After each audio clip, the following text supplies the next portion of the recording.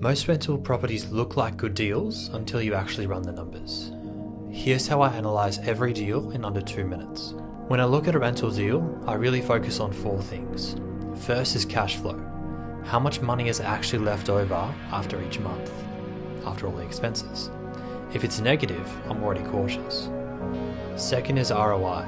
How much return I'm getting on the money I've put into the deal. This helps me compare different properties quickly.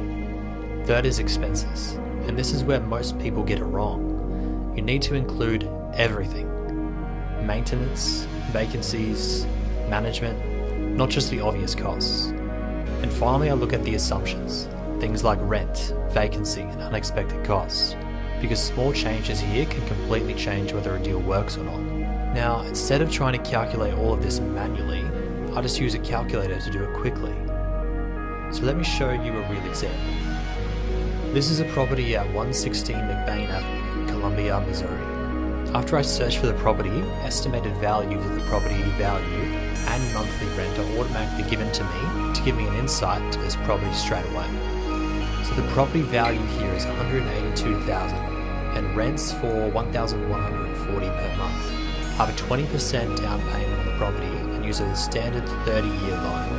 The mortgage comes out to around $965 per month, and then I'll factor in some basic expenses, things like property tax, maintenance, insurance, other expenses, all the stuff people usually underestimate.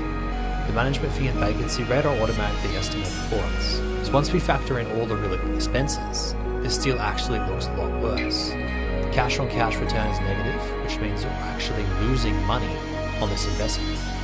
The DSCR is well below 1, so the property isn't even covering the mortgage. And the cap rate is under 4%, which is pretty weak. So even though this might look like a decent property at first, the numbers clearly say otherwise. This is exactly why you have to include all your expenses, because leaving them out can completely change the decision. For me, this property is a hard pass. If you want to analyze your own deals like this, I've linked the calculator below.